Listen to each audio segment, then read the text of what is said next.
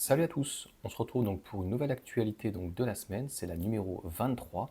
Ça va être en bref et j'espère qu'on va tenir 10 minutes. Allez, c'est parti. SAIC, une nouvelle voiture électrique donc avec une batterie solide attendue pour 2026. Alors, automobile propre, je dis pas que ça avance, SAIC aussi, je pense qu'aussi industriellement parlant, ils vont pas trop commencer à dire ce qu'ils font. Je dirais que le seul moment où un constructeur concurrent peut vraiment voir, sauf s'il y a de l'espionnage, c'est d'acheter la voiture et de la démonter. Donc on est en train de parler de batterie solide peut-être en 2026 ou semi-solide. Donc encore une fois avec quand même une partie, un fluide qui ferait donc encore le contacteur et qui doit être donc inflammable. Donc en espérant bah, qu'ils trouvent une solution, hein. Donc le but c'est pour la partie voiture individuelle que ça progresse, que ça soit du côté européen ou chinois, à un moment donné, que le meilleur gagne. Ce constructeur d'ailleurs est le premier chinois à atteindre le top 10 mondial, donc c'est le groupe Geely, c'est tout à fait logique. Donc Geely aujourd'hui, c'est énormément d'entités en Chine, et en Europe, on va dire c'est Volvo, Smart avec Mercedes, et puis il va arriver donc bien sûr Zeekr, Lynk & Co aussi, qu'on doit connaître donc en hybride rechargeable. Je crois qu'ils font rechargeable, je crois. Enfin, ils sont vraiment Geely est intéressant. Donc ça sera en tout cas l'affaire à suivre. De l'autre côté, Volkswagen. La Volkswagen, donc en 2026, qui devait avoir donc sa nouvelle plateforme, parce que comme je te l'ai expliqué, le coût de la plateforme actuelle est prohibitif, trop élevé. Euh, la batterie, le moteur, etc. Donc c'est pas du tout une mauvaise plateforme, mais clairement elle coûte trop cher. Donc il faut que pour le coup Volkswagen, j'allais dire Tesla, revoie entièrement tout. Et donc elle devrait être révolutionnaire. On ne sait pas comment, ils ont 2 ans de retard et on parle de 2028. Donc on espère que les batteries vont l'être parce que concrètement, pendant qu'on parle de 2026-2028 d'architecture, les Chinois, eux, sont en train de parler donc de batteries solides. Donc ça voudrait dire qu'ils aient encore donc de l'avance. L'Europe approuve donc un nouveau financement de plusieurs milliards d'euros sur l'hydrogène. Moi, je sais pas, j'ai arrêté donc de regarder Voiture Ingénierie, j'en ai déjà parlé plusieurs fois, où je trouvais que son développement était tout à fait clair. En fait, c'est comme une hybride rechargeable, c'est un petit peu le pire de deux mondes. Donc en fait, on a une pile, on a une batterie, on a des véhicules qui sont lourds, et aujourd'hui, donc on nous propose une Toyota Mirai, c'est aux alentours des 100 000 euros. Pour le moment, en tout cas, c'est pas du tout au point. Au niveau donc des batteries des voitures électriques, donc Volvo prend de l'avance sur une future réglementation européenne, tout à fait. L'Union européenne donc veut savoir en fait un historique, une provenance, un petit peu comme l'élevage bovin, on va dire, de savoir donc d'où ça vient. Moi, j'irai plus loin. Je mettrai en fait un véhicule qui est accidenté, mais où sa batterie donc à 100% n'a pas eu du tout eu d'impact. Et bien même étant donné qu'on a des gros groupes, je pense à Volkswagen, mais à Stellantis, qui ont donc énormément de véhicules que tu peux déplacer dans la marque, c'est d'obliger donc les constructeurs à avoir ce que malheureusement fait Tesla complètement à l'inverse, d'avoir donc des batteries qu'on puisse interchanger au niveau du pack et donc d'éviter des packs structurels parce qu'on voit finalement qu'est-ce que ça apporte à Tesla. A priori, ça apporte certes de la rigidité, peut-être plus de sécurité, mais pour Tesla, en fait, ça leur apporte donc un gain de coût, mais derrière, on n'a pas la réparabilité. Donc je trouve que c'est quelque chose qui manque à l'industrie automobile. Les ventes baissent, Tesla stop donc la production du modèle Y, oui, donc pendant 5 jours, j'en ai parlé. Donc on verra bien en tout cas la stratégie de Tesla et de ne pas lâcher. Paradoxalement, pendant qu'ils ont quand même augmenté les prix, puisqu'à un moment donné, le Tesla Model Y, même dans les stocks, on l'a trouvé à 41, 42, 43. Là, on est à 45 000 euros. Il n'y a toujours pas, et il y a de fortes chances qu'il n'y ait rien. Et donc, ça veut dire qu'en plus, avec des taux que nous, en France, on n'a pas forcément. En tout cas, la France n'a pas l'air d'être la priorité. On voit, c'est plutôt donc en Belgique, peut-être les Flamands. Alors aussi, il y a un mauvais jeu peut-être aussi qui est en train de se passer entre les constructeurs et donc les gouvernants en leur disant, vous voyez bien que si vous ne nous aidez pas, ben nous, on ne fera pas d'efforts. Et donc on voit bien que par exemple en Allemagne, peut-être qu'il va s'instaurer un rapport de force en disant, ben voilà, il nous faut quand même donc des aides et on fera un effort. Je trouve que c'est un bon consensus. Maintenant, quand tu vois le groupe, par exemple Renault, et ce qu'ils ont fait donc avec la R5, je suis désolé. Une techno n'aurait jamais dû dépasser 30 000 euros, elle aurait dû être à 29 000, moins 4, ça faisait 25 000 euros. Concrètement, 25 000 euros, elle était au même prix qu'une Clio, et je dirais que j'aurais pu avoir un autre argumentaire, mais là non, je suis désolé, à 33 34 000 avec en plus énormément de frais, etc. derrière, ça veut dire que tu es aux alentours de 30 000 euros, bah non, ce n'est pas compétitif. Alors, ça va être intéressant parce que l'électricité est moins chère, mais voilà, je trouve que il faut que si l'État met la main à la poche, il faut que les constructeurs fassent un effort. Ça me fait penser en restauration où ils ont pleuré d'avoir la TVA à 5,5 et puis quand ils ont eu la TVA à 5,5, ils s'étaient engagés à donc embaucher, mais l'État, on va dire, n'a pas fait signer, si on peut dire, n'a pas eu de contrat avec les restaurateurs, avec la filière entière. Donc ils se sont engagés, mais sur rien, quoi. Enfin, mais ça, ils ont l'habitude, nos politiques, hein. Bref, on ne va pas rentrer là-dedans. La prochaine berline donc, électrique de Huawei veut rivaliser donc, avec Maybach et Rolls-Royce. C'est là où tu te rends compte que les Chinois donc, ne font plus dit de la chinoiserie. Donc là, ils vont clairement monter en gamme.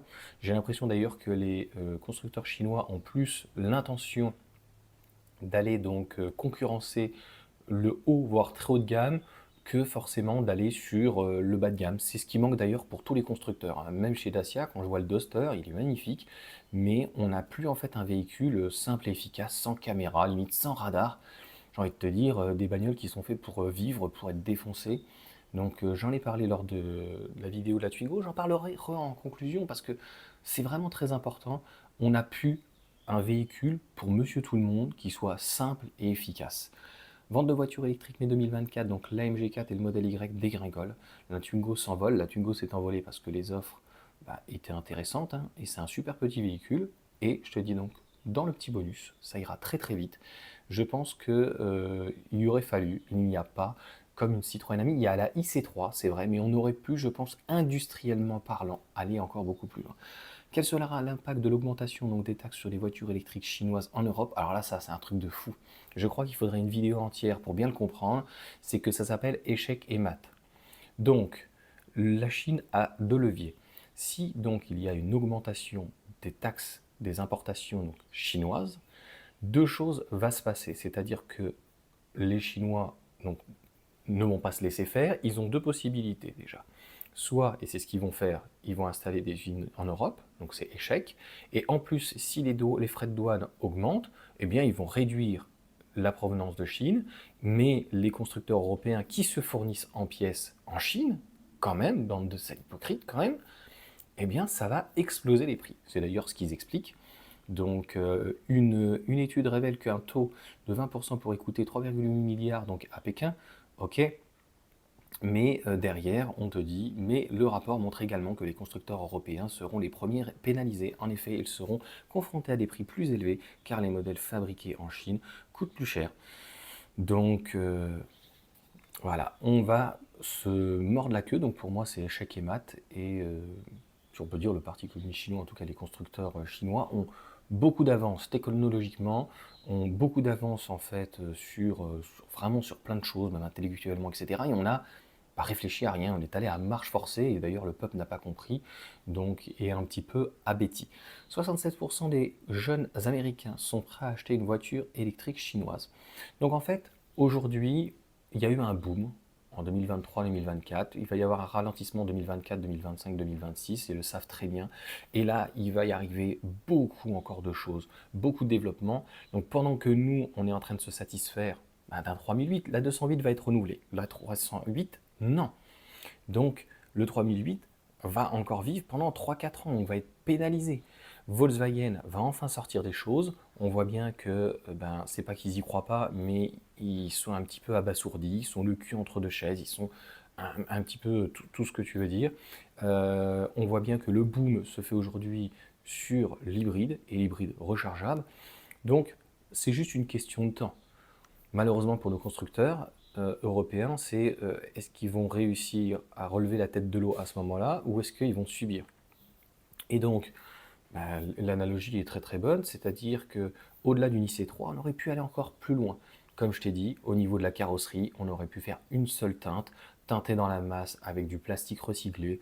Tu mets même pas de radar, tu mets pas de caméra, tu mets des sièges confortables, tu mets un très bon châssis, tu mets un bon moteur. idéalement en propulsion. Je suis désolé, encore une fois avec un frein, tu vides la voiture, tu fais table rase, tu mets des batteries LFP de 40 kWh, tu peux même mettre pour une petite citadine, micro-citadine, 20 kWh pour faire 100 km avec une charge si tu veux, mais si tu mets une 22 par exemple, les petites Fiat, etc., c'est des véhicules où tu sais que c'est la deuxième ou troisième voiture.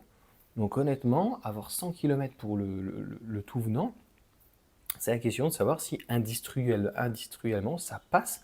Est-ce qu'aux alentours des 15 000 ça peut passer?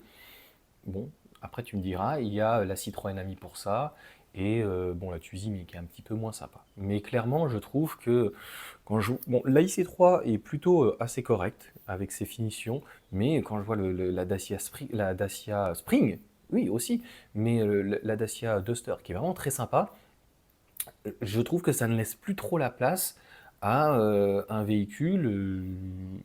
Bah, pour moi, un véhicule pour le quotidien, c'est clairement électrique.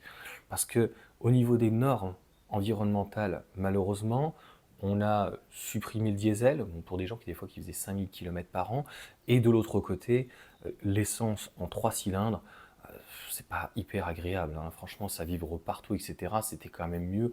Même un petit 4 cylindres, je sais plus, il y avait, je crois, même jusqu'à des 1 litre 1, mais bon, il y avait des 1 litre 3, des 1 litre 4, 1 litre 6, etc. Enfin, c'était pas des véhicules qui étaient extrêmement. Qui consommaient énormément. Et puis après, voilà, je te l'ai déjà dit, c'est pour faire une hybride et gagner 2 litres. Autant, voilà, faire table rase, un plancher, vraiment un châssis dédié. Et en fait, l'erreur peut-être de stratégie, c'est de vouloir faire croire qu'une voiture électrique, ça coûte plus cher qu'un véhicule thermique, alors que finalement, en termes de dépollution, c'est vraiment hyper simple. Un moteur, logiquement sur les cieux, quelque chose de très simple, une batterie, un châssis, et puis donc, on va dire, la partie habitabilité, c'est quand même beaucoup plus compliqué. La IC3 par exemple, qui embarque le moteur, donc PureTech, qui est en ligne 2, c'est bon, entre sa nouvelle chaîne, le filtre à particules, tu as aussi donc toute la canalisation, j'allais dire, tout l'échappement, euh, voilà, tout ce qu'il faut donc en dépollution, toutes les choses, tous les galets, tous les machins, la complexité que ça demande. Je pense que finalement, au niveau européen, c'est pas qu'on n'y a pas cru, c'est que pour le moment, on n'est pas prêt. Donc, on va pas aller dire aux autres du monde, laissez-nous un petit peu de temps, on n'est pas prêt, c'est pas qu'on n'y croit pas, mais voilà. Parce que, encore une fois, s'il y avait eu une citadine, une petite électrique, même pas avec grande autonomie, à 15 000 balles, elle aurait explosé. C'était le cas d'ailleurs de la Dacia Spring, quand elle était aux alentours des 17 000, que tu avais 5 000. Entre 13 et 15 000 euros, elle éclatait tout, même en 2 plus 2. Donc c'est toujours une question de prix, et donc la voiture électrique, mais la voiture globalement, quand tu vois un Dacia Duster, qu'on est aux alentours des 30 000 euros, entre 25, même le Jogger, et aux alentours de ces prix-là, même une Clio, même une 208, c'est vraiment beaucoup trop cher. Donc cette transition aurait dû permettre à nos constructeurs européens, bien sûr de marger, bien sûr de faire du développement, mais à un moment donné, de profiter que la réduction des pièces de mémoire, je crois que c'est divisé par 8, 8000 pièces, je sais plus, c'est délirant. Il y a pratiquement 10 fois moins de pièces dans un véhicule électrique. Donc de profiter de cette opportunité pour revoir entièrement les usines, les chaînes de montage, mais je crois que ce travail-là n'a pas du tout été fait et on est parti, comme tu vois, Stellantis, dans cette complaisance. On avait sous-traité le moteur comme d'habitude à Continental, on s'est rendu compte que le rendement n'était pas terrible. On a mis 156 chevaux parce qu'en fait ça correspond au moteur thermique à un moment donné et on n'a pas essayé de faire même des voitures plaisir parce qu'une voiture aussi qui a pas mal de puissance, ça permet une très bonne régénération. On n'a pas cherché à faire une one pédale pour tout ça. Allez, sur ce, ça sonne, ciao.